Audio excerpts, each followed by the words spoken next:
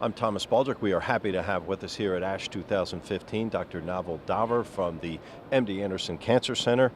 Thank you, sir, for joining us again. Thank you. Let's Happy to talk be here. about your passion, AML. You've got a study of combination of vosaroxin and decitabine in newly diagnosed older patients with AML and MDS. Let's talk first about the unique challenges of treating these older AML patients. Yep, absolutely. I think in hematology and leukemia, this has been one of the most difficult groups of patients historically for us to have any improvement in survival and response rates. For the last at least 15 years, there have been a lot of concerted efforts towards improving the outcome in older AML. And to put it in perspective, in the younger AML patients, our most recent data shows that the overall survival for somebody below 60 with new diagnosed AML is about 60%, which has gone up from 30% 10 years ago. So there's a doubling, and you were doing well, the combinations are improving, we're using molecular therapy. However, in the older AML, our data shows that it was 10% about 15, 20 years ago, the 5-year survival, and today it's about 15 to 20%. So still a lot of room for improvement in that group. What we have seen is the hypomethylators have had some improvement for sure, and they are the backbone of treatment of elderly AML as single agents. They definitely improve symptoms and blood counts, and also have shown to have improvement in survival in 2 large studies that were done, one in Europe and one here in the United States with decitabine, and similarly in 2 large studies with azacitidine. So I think it's definitely a start, but what we have now been trying to do for the last about 5 years is to see how we can improve on the hypomethylators, either the decitabine, azacitidine. And in leukemia, historically, combinations have been the way to go. ALL was improved significantly with hyper-CVAD combination. It revolutionized the treatment. And now, we're trying to see what is the ideal combination. And I have to say, it's been difficult. We've gone through many different combinations. We've combined Vidaza with Revlimid. We've combined decitabine with Valproate, decitabine with a CD33 antibody, gemtuzumab. All of them had some hint of improvement in specific subsets, but none of them really seemed to be a big home run that would be valid to go to a phase 3 trial. Now that's changing in this last 1.5 year. I think we have at least 2, maybe 3 contenders that are looking very promising. One is the abstract that we have here. The vosaroxin was initially done in a big 711 patient phase 3 study in AML for first relapse, vosaroxin with high-dose Ara-C versus high-dose Ara-C. It was the largest study that's ever done in AML, led by Farhad Ravandi from our department. And it showed there was clear improvement in survival, especially in patients who are above 60, as well as in patients who could not go to transplant. And right now there's discussion both in Europe and in the FDA in the United States to see if it could be approved in both places or one of them, and we're very interested in that. But building on that, since we saw this improvement specifically in the older patients, we said, well, maybe we can now move this from a salvage, which was the previous study, to a front line, and of course combine with hypomethylators, which are already the standard and approved agents.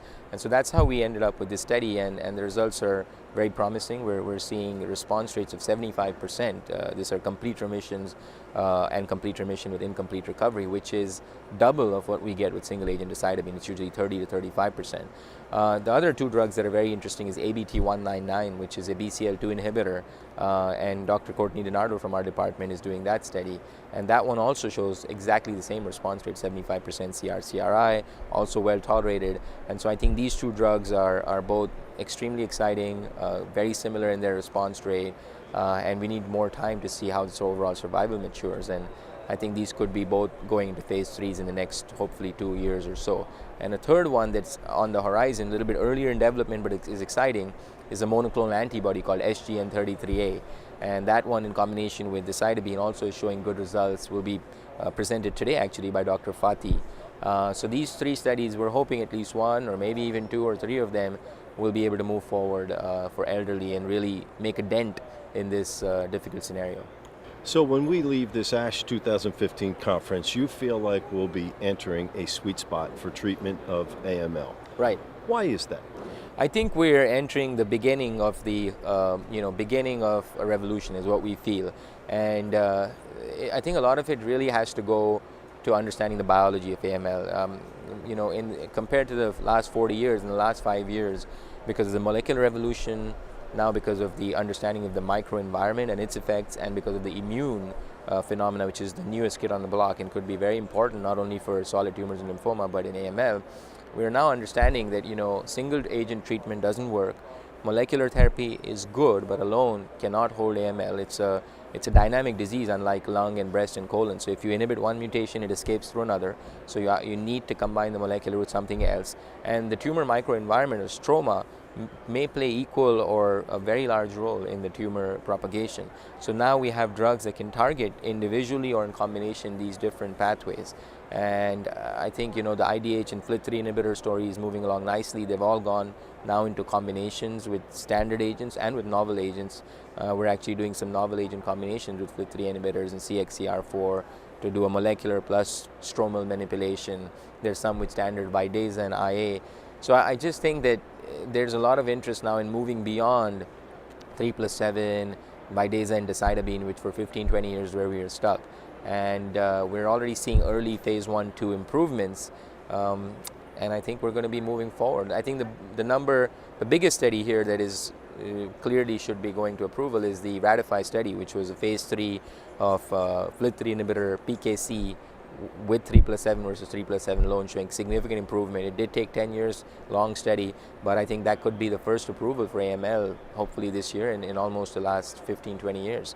And hopefully after that we'll have many more that are coming. And this is a message you want to get out to community physicians. Yes, I think that's the important message, is that historically AML people have just kind of given up to a little extent and thought 3+7 decitabine, if it doesn't work, that's it.